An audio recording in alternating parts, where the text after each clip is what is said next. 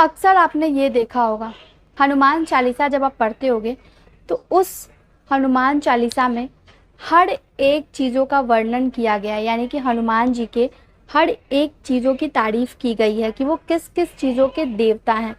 जय श्री राम, हर हर महादेव। तो हनुमान चालीसा में ये लिखा हुआ है कि वो रिद्धि सिद्धि के देवता हैं, वो बल बुद्धि विद्या के देवता हैं, वो आर्थिक स्थिति को मजबूत करते हैं, वो दुश्मनों को पराजित करते हैं, लोगों के मन में शांति लाते हैं, डिप्रेशन को दूर करते हैं। तो बोले ना कि वो ऐसे देवता हैं कि जो कि हर एक काम को पूरा करते हैं। रामायण में भी आपने देखा होगा कि उनको जो भी काम दिया गया उन्होंने बिल्कुल अपनी शक्ति को बिना देखे, बिना सोचे समझे उन्होंने वो काम को पूरा किया है और सक्सेस भी हुए हैं। वही ऐसे देवता थे जिन्होंने सबकी मदद की है और सिर्फ उनको उनकी शक्तियों को याद दिलाना होता है। अगर आपको उनकी शक्तियों का आपने याद दिला दिया और अपना कार्य बताया है तो वो कार्य पूरा होता ही होता है। अब उनकी शक्तियों को कैसे याद दिलाना है?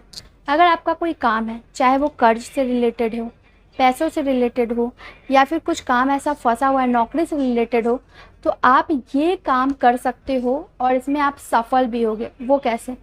तो संकट मोचन हनुमान अष्टक के बारे में आपने सुना होगा, उसमें वो सारी चीज़ें वर्णन है जो जो हनुमान जी ने रामायण में किया है।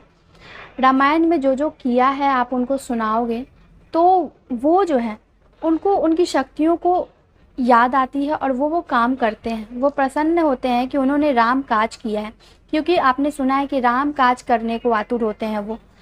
अब जब आप उनको वो बातें सुनाओगे, जैसे कि उसमें सारे दोहों में लिखा हुआ है कि उन्होंने क्या क्या किया है। उन्होंने संजीवनी बूटी लाई, उन्होंने अहिरावण से बचाया, उन्होंने बहुत सारे ऐसे काम किए हैं, माता सीता को मुद्रिका जाके दी। तो वो उनको बातें याद दिलाई जाती है और हनुमान अष्टक पढ़ने के बाद आपको अपने काम को बताना है उनके सामने। हो सके तो एक पेन और पेपर लें, उसमें लिख दें और रोज़ाना हनुमान अष्टक पढ़ें और उस पेपर को वहाँ रख दें। आपको 11 दिन तक ये करना है।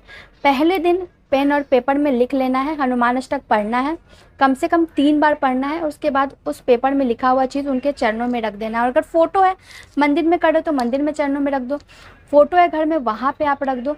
और उसके बाद रोज़ाना 11 दिनों तक हनुमान अष्टक का 3 बार 7 बार आपकी जितनी शक्ति आप उतना बार पाठ करो। और उसके बाद उनको बताओ कि आपको कौन सा काम उनसे करवाना है, कौन सी मनोकामना को पूर्ण करनी है। आप देखोगे कि धीरे धीरे वो चीज़ें आपके साथ पॉजिटिव होने लगी, आपका काम बनना शुरू हो गया।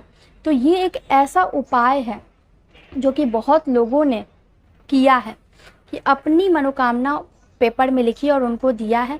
और फिर हनुमान अष्टक का भी पाठ किया है जिसमें कि उन्होंने बताया है कि आपने ये काम किया है, अब आप मेरा भी बिल्कुल तुच्छ प्राणी का काम आप कर दो, माफ़ी मांगना है, उनको बोलना है। तो आप देखोगे कि आपकी मनोकामना धीरे धीरे पूरी होनी शुरू हो गई है। जय श्री राम।